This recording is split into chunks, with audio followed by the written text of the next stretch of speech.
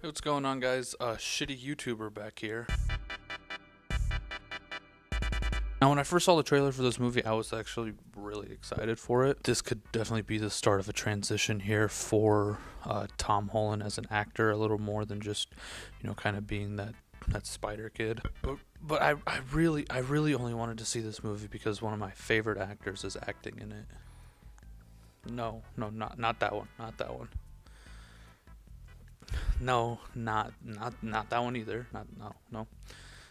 I said not that one. I said not that one. No, get him out of my. Before we start and go further into the video, I do want to obviously greatly apologize for taking about a 3 to 4 month hiatus from reviewing and making videos.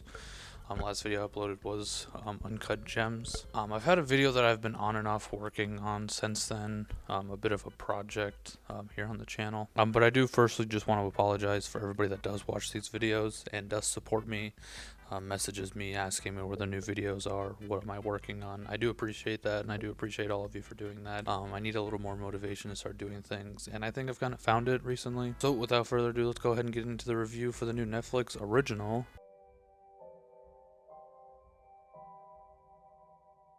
First thing I do want to talk about this movie, the first couple of things that I really look at inside a movie, just to get it out of the way.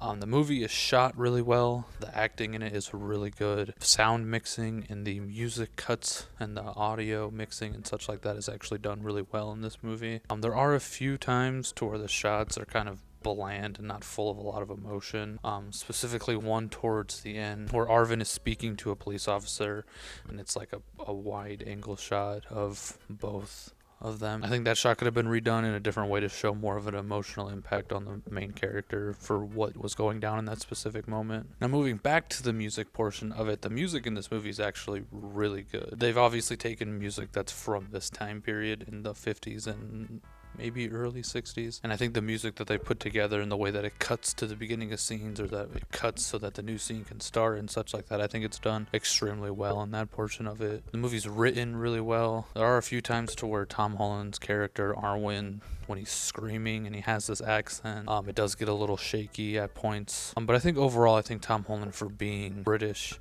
and then doing an American accent and then doing an American Southern accent, I think he does a really good job. I think he does a fine job at it. But as a whole, everybody in this movie, I think, really does a really good job at acting in this movie. Robert Pattinson's character, Reverend Preston's character, at first, his voice kind of made me laugh and kind of giggle at the beginning a lot. But as the movie progresses and as you see his type of character that he turns into, I think his voice really does reflect on his type of character and the way that he acts in that way. All just comes together and it just makes a lot more sense at the end. The pacing in this movie is done really well. At the beginning, you see Arwen's mom and father's sort of pseudo origin story, but realistically, the way that I'm looking at it, it's kind of placed more in like just setting up the building block stones for Arwen's character arc as in himself. But going back to the scenes of Arwen and Arwen's father Willard both getting their pseudo revenge on these characters that have disrespected the women in their lives, those scenes were really appealing to see,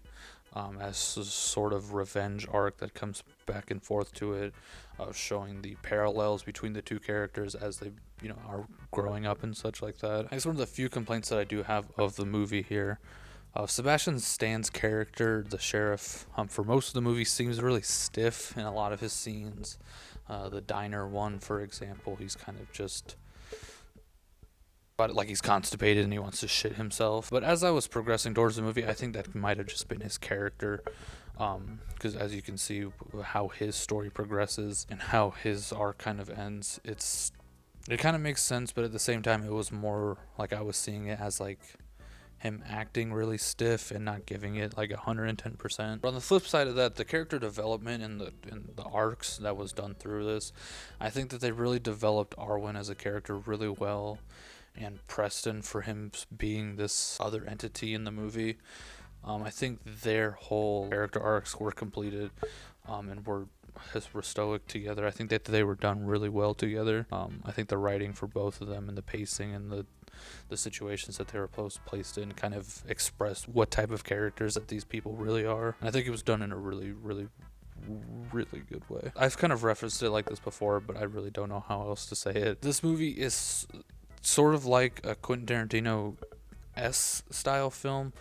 I only say that in the aspects of there's two different subplots that are running coincide with each other, but at the same time they also have a lot to do with one another, and then at the end they both meet up to build a conclusion towards the entire film. And the way that it's shot and other things, I think it's very Quentin Tarantino inspired. I wouldn't say it's like a carbonite copy of it or anything like that. I think the way that this movie does it is a completely different way of just adapting that sort of filmmaking. And I think Antonio Campos does this in a really, really well way that it kind of, you can see where the inspiration could be inspired from there, but you can also see where he's turned it and flipped it into his own thing. Now, this personally is the first movie that I've seen from Antonio Campos. I haven't seen any of these other movies that he's made, so I think this is definitely a really good stepping stone to get into this director. I'll definitely check out the rest of his movies that he's made. At the beginning, I didn't like the narrator, but as the narrator kept progressing and he was more or less explaining some events in the story that would later come up. I'm not personally the biggest. I don't necessarily always like a narrator in the movie. I think the film itself should be telling me all this information for it.